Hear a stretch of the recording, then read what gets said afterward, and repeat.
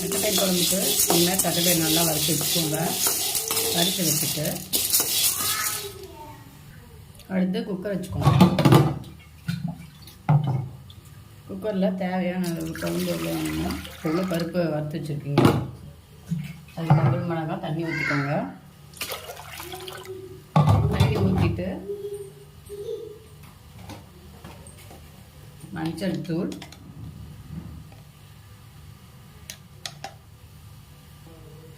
அதுக்கப்புறம் சீரக மிளகு, அடுத்து சின்ன வெங்காயம், பூண்டு உளிச்சு வச்சுருக்கோம், அதை போட்டுக்கோங்க. இதை வறுத்த தட்டைப்பயிரை லைட்டாக ஒரு பல்ஸ் விட்டுக்கோங்க, சீக்கிரம் வந்துடும். அதை நம்ம குக்கரில் சேர்த்துக்கலாம்.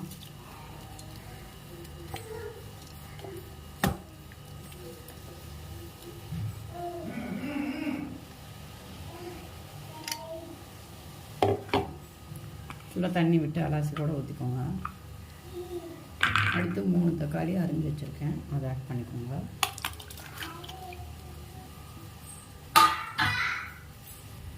அடுத்து பெருங்காயத்தூள் கொஞ்சம் போட்டுக்கோங்க. இப்போ நம்ம குக்கர் போட்டு மூடிடலாம். மூடிட்டு விசில் போட்டுருங்க. 4-5 விசில் வரட்டும்.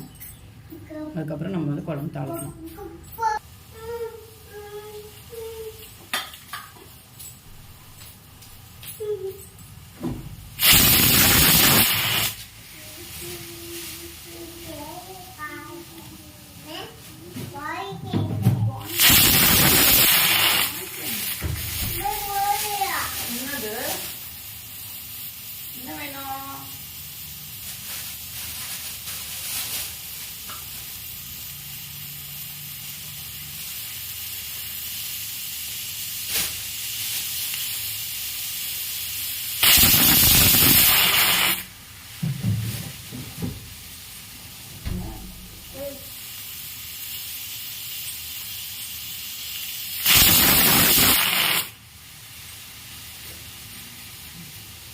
நாலு விசில் வந்ததும் ஆஃப் பண்ணிடுங்க.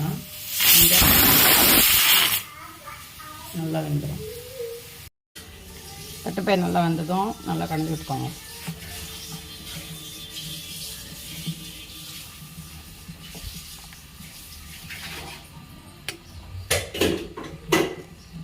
நல்லா கடைஞ்சிட்டு இருக்கட்டும், சைடில் வச்சுருங்க. நல்லா கடையட்டும்.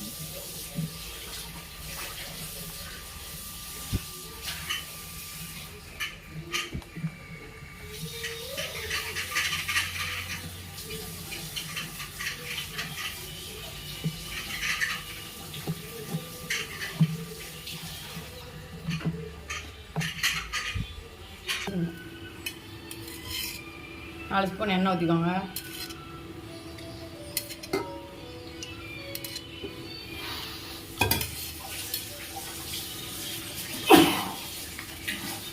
நல்லா எண்ணெய் காஞ்சதுக்கப்புறம் கடுகு, உளுத்தப்பருப்பு, கடலைப்பருப்பு,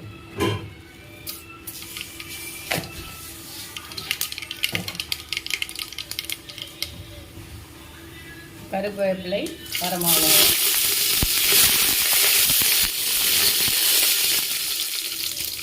அடுத்து சின்ன வெங்காயம் அரிஞ்சு வச்சுருக்கிறது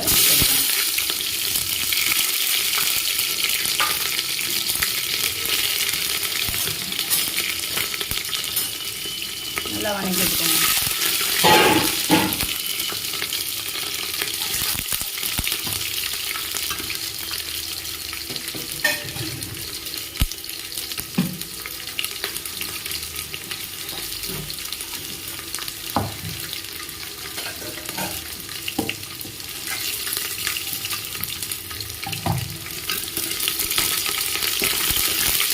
வெங்காயம் நல்லா வணங்கணும். நாம் இப்போ கரைஞ்சி வச்சுருக்க தட்டைப்பயிர் குழம்பு நல்லா கொதிக்கிட்டோம்.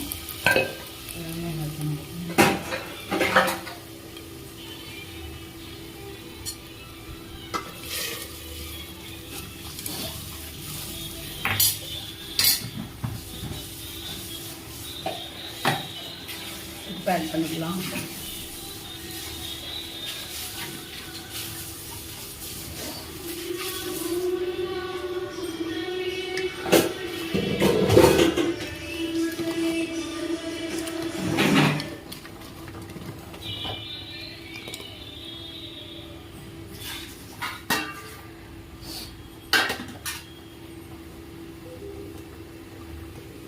நல்லா கொதி வந்ததுக்கப்புறம் தண்ணி வேணும்னா ஆட் பண்ணிக்கோங்க.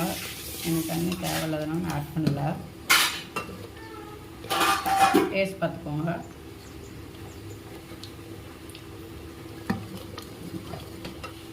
உப்பு கரெக்டாக இருக்கான்னு பார்த்துக்கோங்க, காரம் கரெக்டாக இருக்கான்னு பார்த்துக்கோங்க. நல்லா கொதி கொடுத்துக்கோங்க.